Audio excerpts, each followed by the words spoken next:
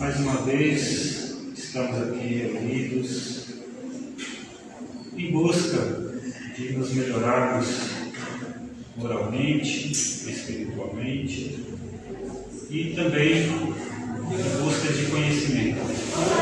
Conhecer melhor as palavras, os ensinamentos que o Mestre Jesus nos deixou há mais de 2000 anos.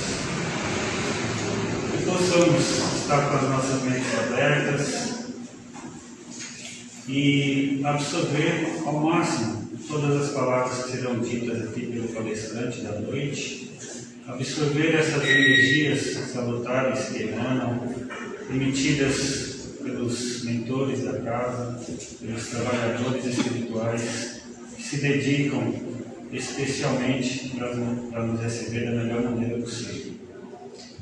Dessa forma, Mestre Jesus, damos então por iniciados os nossos trabalhos dessa noite. Que assim seja, graças a Deus. O tema da palestra de hoje é as bem-aventuranças do palestrante Ricardo. Bem-vindo, Ricardo.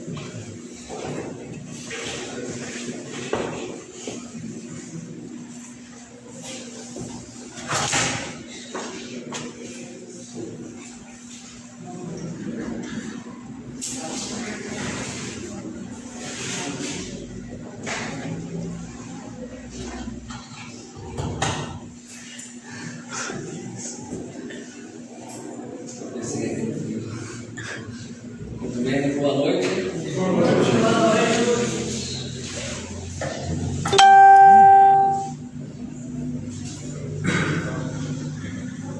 Uma alegria mais uma vez estar aqui presente com vocês, nessa noite, para mais uma palestra, e desejo boa noite aos frequentadores, aos trabalhadores da casa, aos colaboradores, ao pessoal que nos assiste pela internet, Instagram, Facebook, YouTube, pelas redes sociais. Hoje nós temos aí essa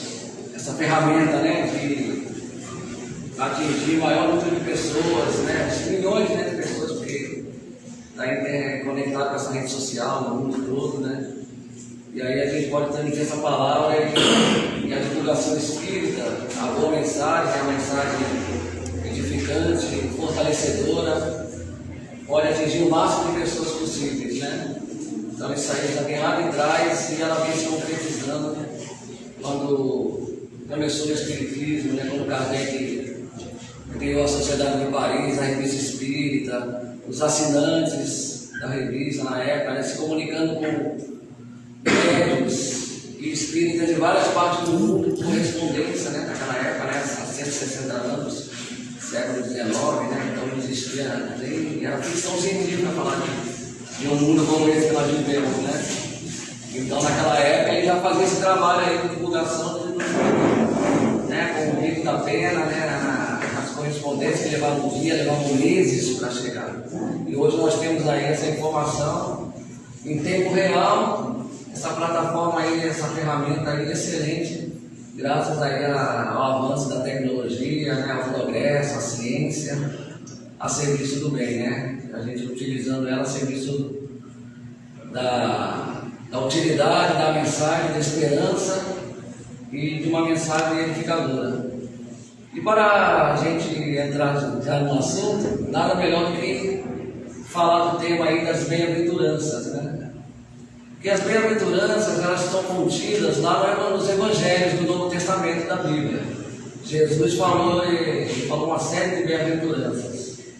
E principalmente no primeiro livro do Novo Testamento, que é o Evangelho segundo São Mateus, no capítulo 5, 6 e 7, ele trata justamente disso, Das chamadas bem-aventuranças, ou conhecida como Sermão do Monte.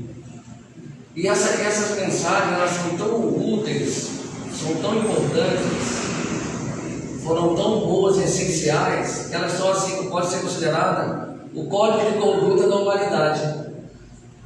Teve um líder espiritual e político na Índia, chamado Mahatma Gandhi, conhecida como a grande alma da Índia, que lutou de forma pacífica pela independência da Índia. A Índia concretizou a sua independência em 1947. Ele depois futuramente foi assassinado por um fanático religioso, foi vítima de um assassinato poucos anos depois. E ele foi também um líder espiritual, pacifista, né? Conseguiu levar o povo à independência do seu país, lutando de forma pacífica. E ele falou que se sumissem ou desaparecessem todos os escritos da terra, mas se conservasse o sermão do monte, nada estaria perdido. Porque ali está o verdadeiro código de conduta da humanidade, né? Que Jesus levou para nós através da sua mensagem, da sua palavra.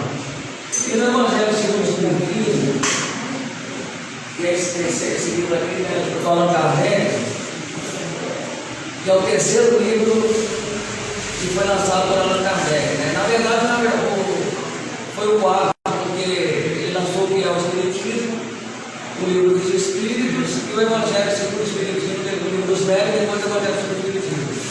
E aqui nesse livro são 28 capítulos que nós temos. E esse livro trata da questão moral, né, da mensagem do caráter religioso do Espiritismo, mas falando mais da sua mensagem de moralidade. E tem 5 capítulos dedicados às bem-aventuranças. No total das bem-aventuranças no Evangelho são 9. Aqui no Evangelho segundo o Espiritismo, ele trata de 5 delas. Os capítulos são dedicados às chamadas bem-aventuranças e os capítulos assim são bem desenvolvidos, bem longos. Por exemplo, no capítulo 5 aqui, ele fala da bem-aventurada dos aflitos.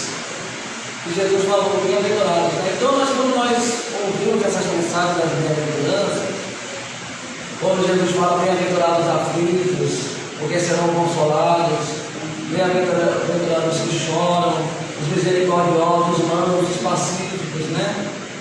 Os que sofrem perseguição por causa da justiça. Então, no total dos evangelhos são 9, aquele trata de 5 e desenvolve muito bem essa bem-aventurança.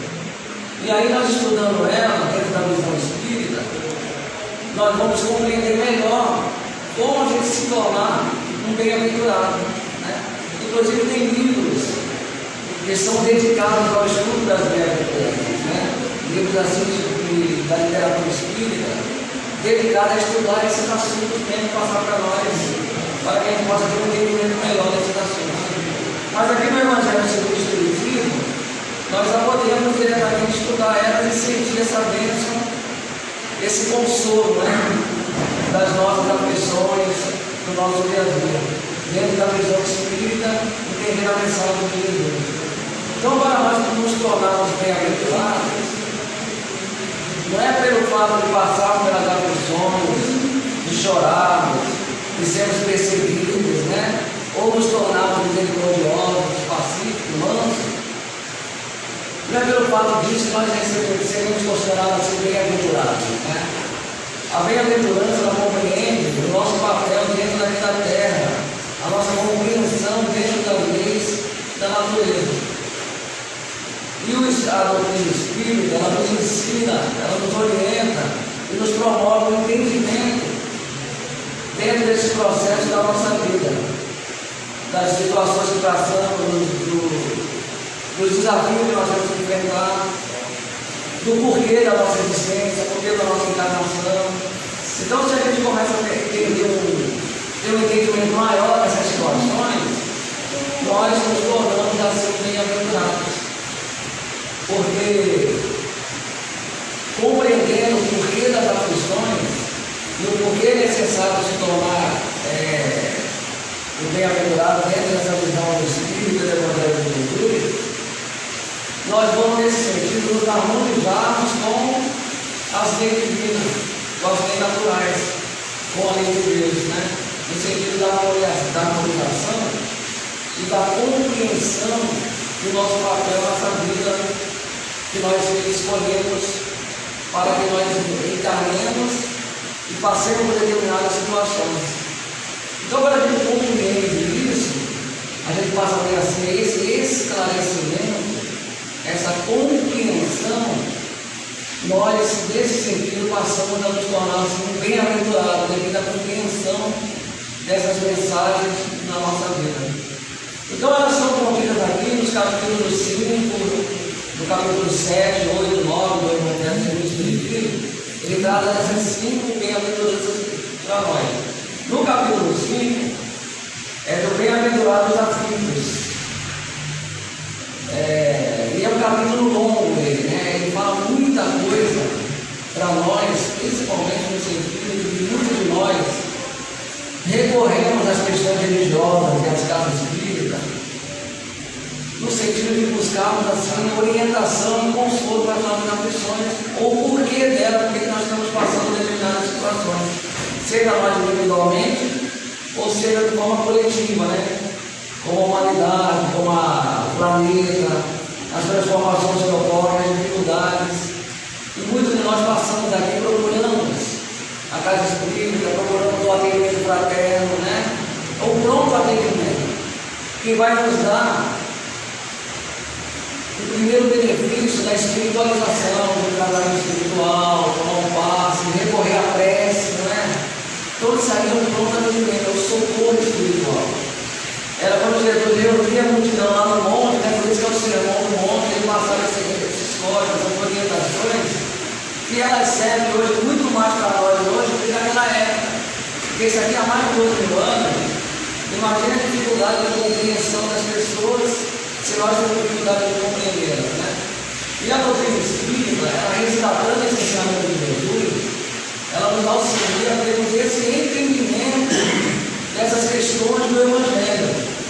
Porque o Evangelho, as bem-aventuranças proporcionais ensinadas por Cristo, elas não são no sentido apenas de palavras assim bonitas para dar assim uma injeção de ânimo para nós, para o povo na época, Elas têm toda uma ciência, uma verdadeira prática, uma verdadeira eficácia na nossa vida, quando a gente entende. Então a doutrina espírita ela era formada pela sua ciência, que era o estudo prático da doutrina, que é o livro dos médios, a questão da mediunidade, das nossas faculdades espirituais, das nossas percepções, da sensibilidade, da comunicabilidade com os espíritos, as suas mensagens, a confiança na imortalidade de Deus. Então ela tem esse desenvolvimento também.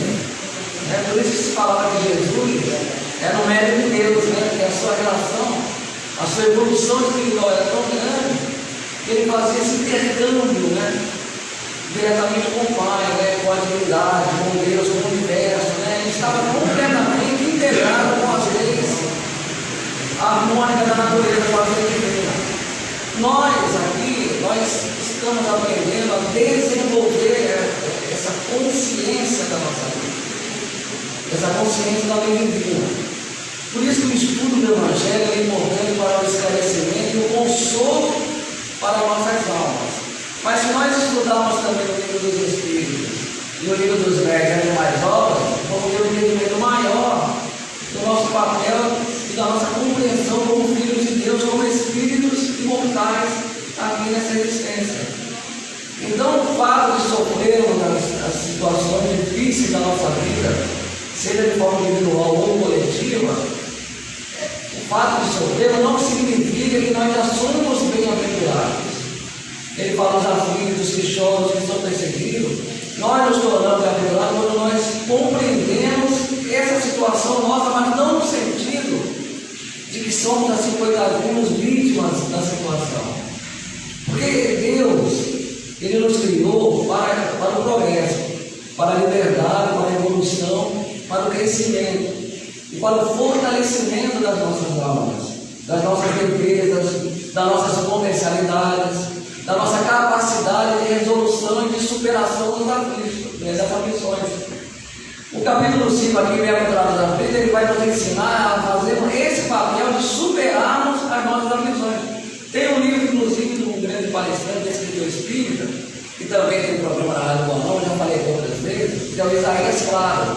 Ele é lá do interior de São Paulo, E ele tem um livro que é baseado nesse capítulo 5, que se chama Superando as Aflições. Então Deus ele nos criou, Ele nos proporcionou e nos deu a liberdade de ação, a liberdade de escolha. Lá no capítulo 115 do livro dos Espíritos, está lá como nós fomos criados.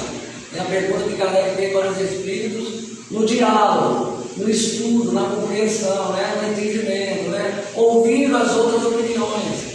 Chegou-se à conclusão que nós fomos criados simples ignorante. Simples no sentido de não conhecer o bem e o mal, ignorante das leis naturais. Então isso foi criado normalmente para o nosso desenvolvimento.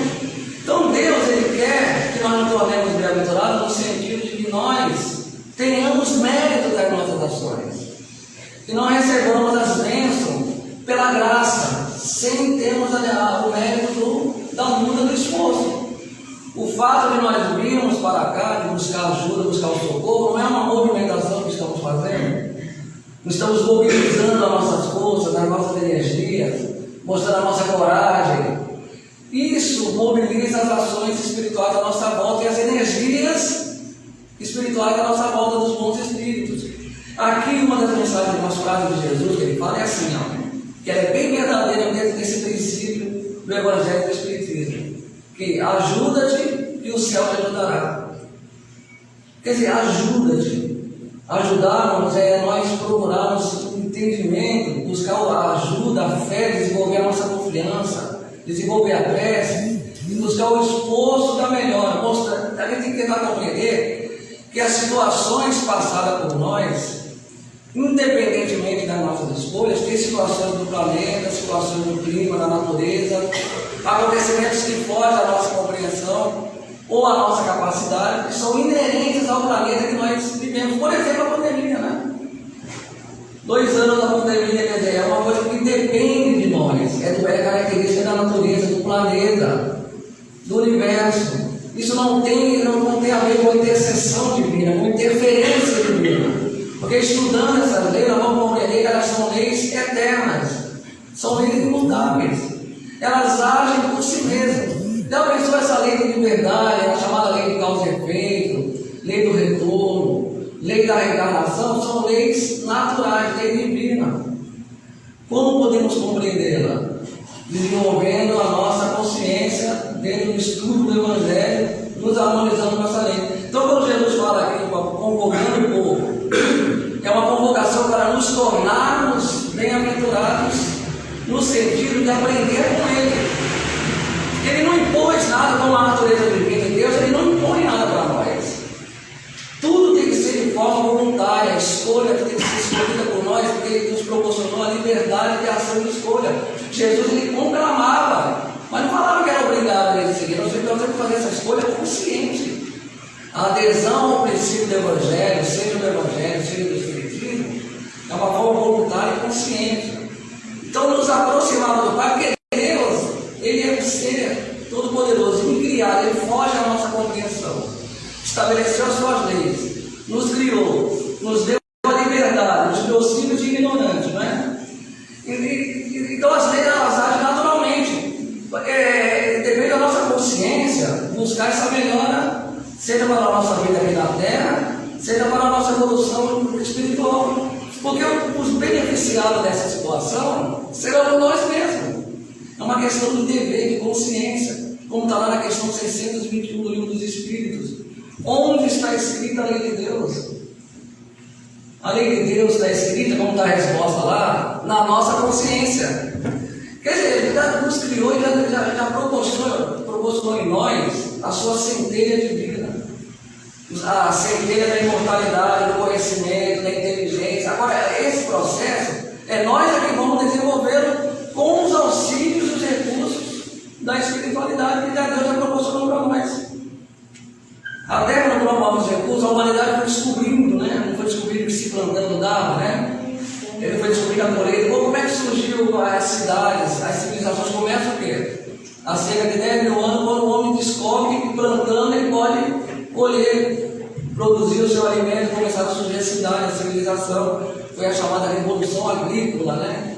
Há 10 mil anos, onde sabe também as cidades mais antigas, tem quase 10 mil anos, Jericó, Damasco, né? São cidades que foi o processo da evolução do crescimento.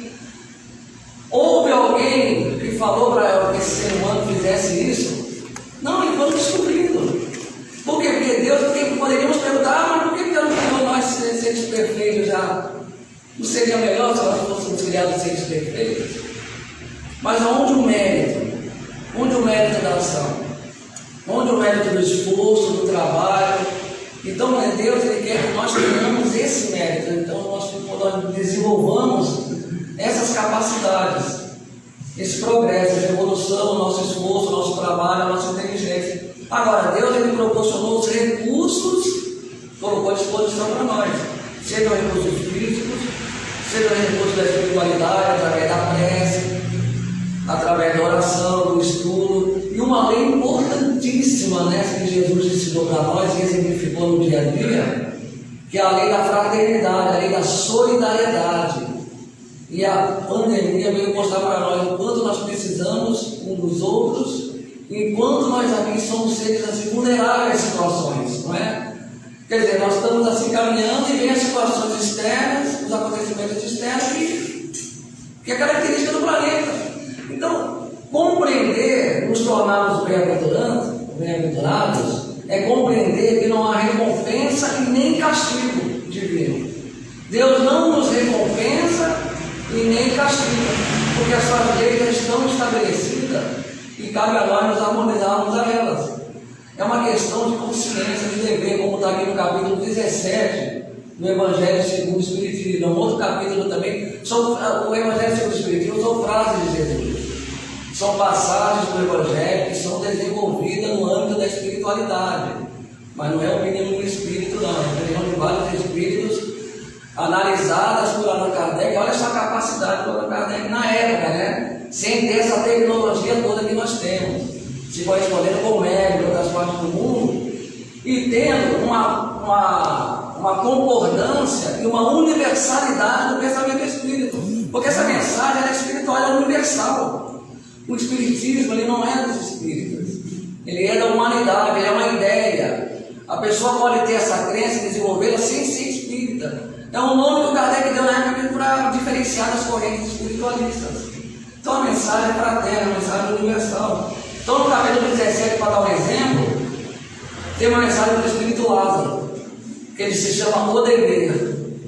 O dever, ele tem tudo a ver com a questão 621 do Livro dos Espíritos, que é onde está escrita a lei de Deus? Na consciência. Por isso que se fala trabalho de conscientização. Quando a gente fala, a pessoa não tem noção, a pessoa faz isso, quer dizer, não tem consciência, né? Quer dizer, a consciência é um trabalho que tem que ser desenvolvido, é conscientizar-se. E esse papel cabe a nós. Cabe a nós porque nós vamos entender, e por isso que fala que a mensagem evangélica, e fala do Espiritismo Consolador, no capítulo 6 aqui, é o que? É o Cristo Consolador. Por que Consolador? Porque nos esclarece. Quando a gente esclarece o porquê das aflições, a gente sai daquele papel de coitadinho, de vítima, ou porque estão passando por isso, porque conosco, a gente compreende que essas características sobrenaturais, quer dizer, nós estamos sofrendo, nós estamos sendo castigados, e nem também recompensados. Quem faz isso somos nós, seres humanos, né? A gente que recompensa e castiga. A nossa justiça é assim, não é? A justiça nossa é punitiva, ela dá um castigo. Agora, aqui na justiça das aflições, no capítulo 5, está ensinando aqui sobre a justiça das aflições, quer dizer que não há punição, porque Deus não está castigando nem punindo. Ele dá a oportunidade para nós compreendermos as nossas situações, e isso aqui, por isso que esse trabalho do Evangelho, junto com o trabalho da espiritualidade, foi o que formou a doutrina espírita e a sua mensagem. Porque um outro livro lá do Espiritismo, chamado muito bom, que é O Céu e o Inferno, que foi o quarto de obra lançado por Kardec, que é ou a justiça divina segundo o Espiritismo. Na segunda parte, o livro é a parte prática, são depoimentos dos espíritos. E é interessante que as situações que ele vivenciava na Terra, que eles estão passando na espiritualidade, não é que ele está sendo feliz, não é que ele foi recompensado, e nem aquele que está sofrendo porque está sendo castigado. É a situação inerente ao grau de imperfeição que ele adquiriu. Então, quanto mais nós tivermos imperfeições, mais nós sofreremos as consequências da imperfeição. Quanto mais virtude, mais benefício. E isso promove o estado de espírito de felicidade para nós. Porque a felicidade ou a infelicidade é um estado da natureza espiritual. Alegrias e tristeza têm a ver com os aspectos físicos da nossa vida. Tanto é que nós falamos, as coisas aqui elas mudam, elas se modificam. Nós não falamos, a alegria não passa e a tristeza também passa, não é? Quer dizer, se a alegria passa, a tristeza passa, são característica física, característica da nossa existência. Agora a felicidade é inalterada. O espírito, quando ele é bem-aventurado, ele é feliz, não importa a situação que ele está passando. Se ele está passando nas situações difíceis, Ele não vai deixar de ter o seu caráter de felicidade dentro dessa compreensão da sua natureza divina. Então é muito interessante que ver o depoimento lá dos espíritos que foram criminosos e que se arrependeram, que não há nenhum momento, não há ninguém condenando eles. Ninguém está acusando. Se há uma acusação, é da sua própria consciência. Então aí entra essa outra bem-aventurança. Bem-aventurados os misericordiosos. Então por quê? Porque a misericórdia divina, fala que a misericórdia divina é infinita. Por quê? Porque Deus ele não acusa, ele não força a gente a se reconhecer no nosso Deus. Ele dá todo o tempo do mundo, dá toda a eternidade para a gente se conscientizar. Então o próprio Espírito reconhece a sua situação e ele procura buscar novas melhorias. Quando ele arrepende, ele tem o alívio. O que nós podemos fazer para melhorar? Aí entra a solidariedade, a fraternidade proposta pelo Cristo, que a gente fazia a intercessão, a oração pelo outro, a prece, a ajuda. Isso é para ajudar nós a superarmos juntos as aflições e evoluirmos dentro dessa lei de amor, dessa lei de solidariedade. Por isso que Jesus falou, e a mensagem do Espírito também fala a mesma coisa, que ninguém cresce sozinho. No Evangelho, e na terceira parte dos Espíritos, quando fala das leis morais, a gente vai conhecer as leis de sociedade, porque nós precisamos uns dos outros. Quando o Espírito está sofrendo, desencarnado, qual é a melhor coisa que nós podemos fazer para ele? Prece, né? Fazer prece, ter ali um pedido de vibrações, compartilhar uma mediúnica, né? Visitando uma das reuniões mediúnicas um tempo atrás, né? Eu não atuo na área mediúnica, né? Eu preferi atuar mais na área de curso, de palestra, né? Em outras atividades da Casa Espírita. Mas visitando uma delas, né? Eu vi todo o trabalho, né? De oração, trabalho no intercâmbio espiritual, a comunicabilidade com os espíritos, né? O auxílio, o socorro. Mas no final, a mensagem lá dos dirigentes espirituais da casa, que ele falou para os médicos, né? Vocês trabalharam, vocês ajudaram, oraram, socorreram. Mas sabe quem são os principais beneficiados disso? Vocês mesmos. Quer dizer, quem faz o bem, quem busca se melhorar, buscar o seu aperfeiçoamento, é o principal beneficiado. Então essa é a ciência do Evangelho.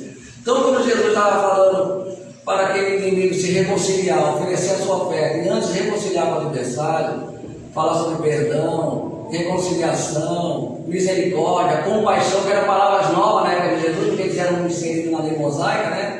No olho por olho, dente por dente. Ele não é porque agradava a Deus só, porque Deus vai ficar agradável aos olhos de Deus, porque é uma recomendação evangélica, porque é bonito. Não, é porque é uma ciência, é prática, é real. Tem a ver com a nossa evolução, tem a ver até com a nossa saúde, até com a saúde física. O coração, o sangue, a mente, o equilíbrio, até isso tem a ver. Então Jesus já falava há 2000 anos dessa ciência do Evangelho. Então o Evangelho não é só uma mensagem edificante, uma mensagem esclarecedora e esperançosa, ela é muito mais que isso. É uma ciência, porque ela tem tudo a ver com a nossa evolução, com o nosso progresso espiritual. Então isso é o consolo, isso é a bem-aventurança. É a gente ter essa consciência, essa tranquilidade de que esse Deus ele é justo no sentido que a justiça divina ela ocorre naturalmente no dia a dia. Não é uma decisão tomada, não vai ter um julgamento, não tem um juiz no mundo espiritual. O juiz somos nós mesmos, é a nossa consciência, ela que nos condena, nos absolve, né? Não há ninguém acusando, e isso foi provado, documentado, porque aí são relatos dos espíritos sofredores contando essa experiência, e nenhum deles. A acusação que eles ouvem é da sua própria consciência. Então isso aí é maravilhoso, é esclarecedor, é tranquilizador para nós, que ele faz com que nós possamos viver sem medo de castigo, sem recompensa, sem medo da punição divina, porque Deus nos deu a liberdade de escolha e a sua misericórdia infinita. Não podemos assim superar melhor as nossas aflições, não podemos assim nos tornarmos bem-aventurados nesse sentido, se querer. Bem-aventurados, como ele falou, é nós nos tornarmos bem-aventurados. E isso é uma escolha nossa, né? Então, pelo fato de estar sofrendo, estar chorando, sendo perseguido, isso não nos faz bem-aventurados. Nós nos tornamos bem-aventurados. Então, é uma conclamação, não é uma imposição, né? É uma conclamação, ele está nos convidando. Jesus disse: olha, quem quiser seguir e vir após mim, ouvir os meus ensinamentos, né? Quer dizer, quem quiser, aprendei de mim, que sou manso e humilde de corações. E o que acontecerá? Encontraremos consolo para nossas almas. Jesus falou: aprendei de mim.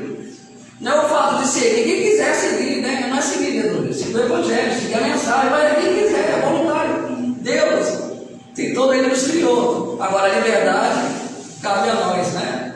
Cabe a nós nos tornarmos bem-aventurados, porque é um benefício que nós vamos ter de nos tornarmos bem-aventurados, porque vamos ter o benefício do esclarecimento, do consolo e de que estamos no caminho da evolução e do progresso espiritual. E para facilitar tudo isso, o que Jesus nos proporcionou e nos ensinou? A chamada lei de solidariedade. Essa é a que finaliza as bem-aventuranças, né? A lei de amor, de justiça e de caridade. Tanto é que a última lei ensinada no Evangelho, na terceira página dos Espíritos, quando nós estudamos as leis morais, a lei de justiça, amor e caridade, ela resume todas as outras leis. Jesus mesmo falou isso. Falou: amar a Deus sobre todas as coisas e o próximo como a ti mesmo. Essa lei resume toda a lei e os profetas. Ela é um resumo. Mas para isso precisamos estudar uma por uma, para que a gente não veja de uma vez, né? Tem que ser devagarzinho, né? Com conhecimento, com paciência, com dedicação, com esforço, com perseverança, fé, para manter essa esperança de que estamos no caminho do bem e que temos sim plenas condições, cada um de nós, de nos tornarmos bem-aventurados perante Deus. Tá bom, gente? Muito obrigado pela atenção de todos vocês. Que essa mensagem seja edificante para todos nós, esclarecedora, consoladora e que nos contribua para o nosso progresso, para o nosso crescimento espiritual. Agora vamos para a nossa prece. Em seguida vamos dar continuidade à segunda parte da atividade de hoje.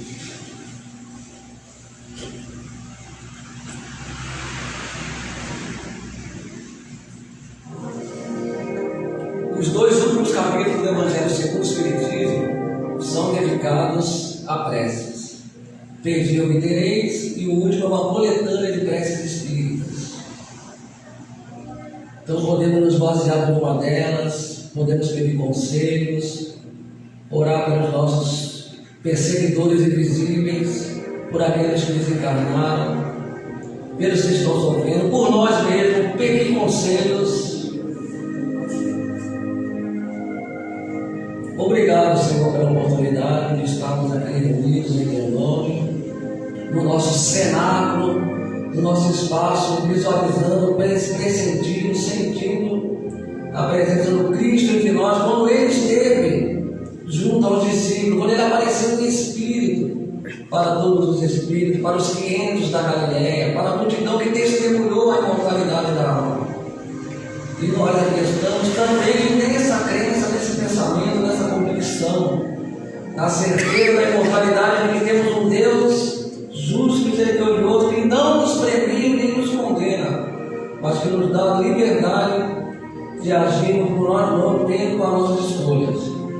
Pedimos apenas ao Pai que nos dê inspiração para que possamos fazer boas escolhas, boas resoluções, fortalecendo a nossa alma, a nossa confiança, a nossa fé, o nosso estudo, a nossa dedicação, a perseverança, a confiança, a certeza de que estamos no caminho certo, no caminho do bem, na chamada escola dos bons espíritos.